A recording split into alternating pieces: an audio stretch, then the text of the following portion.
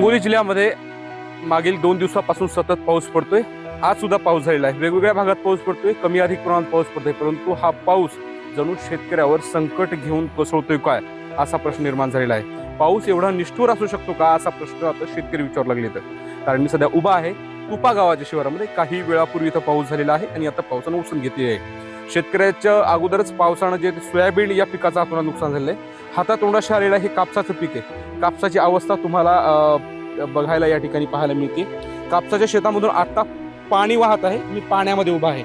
हे कापसाचे बोंड आहे। तर हे कापूस शेतकऱ्यांच्या 2 दिवसामध्ये हाती येणार होता। तर काही दिवसांमध्ये शेतकऱ्याला कापसाची वेचणी करायची होती, परंतु आज झालेल्या पावसानं कापसाच्या पूर्णपणे वाती झालेल्या आहेत। कापूस आपोआप बोंडामध्ये निघून खाली जमिनीवर पडतोय, चिखलामध्ये मिसळतोय आणि या कापसाला आता बाजारातही भाव मिळणार नाही। त्यामुळं सोयाबीन नंतर आता कापूस उत्पादक शेतकरी सुद्धा मोठे चिंतेत सापडले आहेत। हिंगोली जिल्ह्यामध्ये मोठ्या प्रमाणामध्ये कापसाची लागवड केली जाते, परंतु हे सर्व कापसाचं पीक आणि कापूस उत्पादन घेणारे शेतकरी संकटात आलेले आहेत। ज्या शेतकऱ्याचे हे कापसाचं पीक आहे, ज्यांची शेती आहे, ते शेतकरी माणसं होते। काय बोलत कापूस कालच्या पाण्यानं खराब झाला। आजही पाऊस चालू आहे। सकाळपासून रात्री पाऊस भरपूर पडला। इचणीला आल्ला कापूस सगळा गेला। ही अशी परिस्थिती झालेली आहे। बरं, ही परिस्थिती अशी झाली आहे हे पहा, याचंच काम नाही। सगळे बोंड सडून गेले, जे चक्के कापूस होता तो काहीच खालीच पडला सगळा लगे पडून। किती खर्च किती आला? 3 एकर जमीन आहे माझी कापसाची। 1 लाख रुपये खर्च झालता। आज 10,000 सुद्धा होऊ शकत नाहीत। आज इचणी केली तर 10,000 सुद्धा होऊ शकत नाही। बर, इतरही काही शेतकरी आहेत। किती शेती किती आहे, काय नुकसान आहे? शेती 3-4 एकर आहे। काय लावलं होतं? हे कापूस आणि हळद होती थोडी। हं. हे कापसाचे असे हाल झाले बघा। हं. आता 50-60 हजार रुपये खर्च झालाय। 10,000 रुपये सुद्धा या कापसाचे होऊ शकत बर. नाही। कापूस पाण्यानं वाहायला दिसत असेल ना तुम्हाला, अशी अवस्था झाली। किती शेती किती आहे, नुकसान काय काय? 4-5 एकर शेती आहे सर। बर. सोयाबीनची तशी माती झाली, बर. कापसाची अशा माती झाली। बर. आता दुसरं काय राहिलंच काय शेतकऱ्याच्या हातात?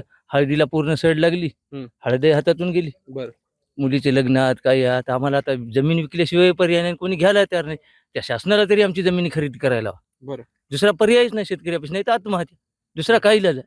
अच्छा, संपलं शेतकऱ्याचं सगळं संपलं। बच्चू कडू जे म्हणतील त्यांनी जर अजूक जर म्हणजे आंदोलन तीव्र करू आपण, पूर्ण आमचा पाठिंबा आहे। आता हे नुकसान झालंय, आता याला तर इलाजच नाही, संपलं हो। शासनानं काहीतरी आता विचार करून आम्हाला द्या पाहिजे। बरं, कर्जमाफी द्या पाहिजे।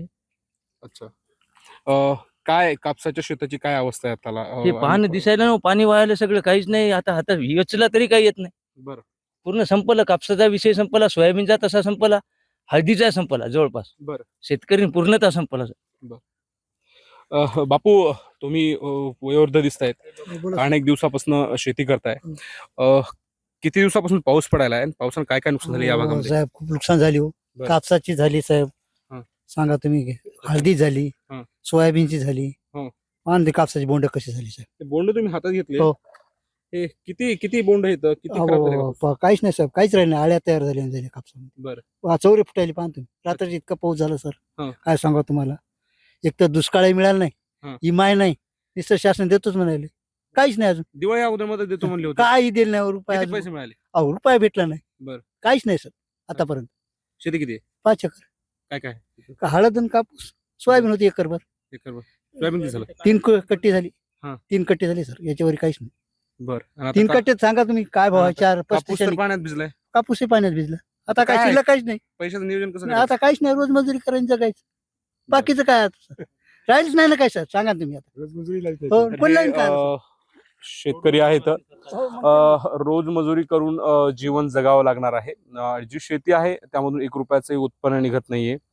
नियोजित जे कामं असतात, लग्न, मुलांचे शिक्षण, ते कसे करायचे, तर हा प्रश्न निर्माण झाला। त्यामुळे शेतकरी म्हणतात की सरकारनं कमीत कमी आमच्या जमिनी तरी खरेदी कराव्यात, अशी साध शेतकरी सरकारकडे घालतात। कारण सरकारनं जाहीर केलेली मदत अजून मिळालेली नाही, खिशात रुपया नाहीये, वर्षभराचं खर्चाचं नियोजन काय करायचं, त्यामुळे शेतकरी पुरते हैराण झाले आहेत। आणि आज झालेल्या पावसानं कापसाच्या पिकाचं आतोनात नुकसान झालंय। माधव दिपके, एबीपी माझा, तुपा, हिंगोली। एबीपी माझा, उघडा डोळे बघा नीट।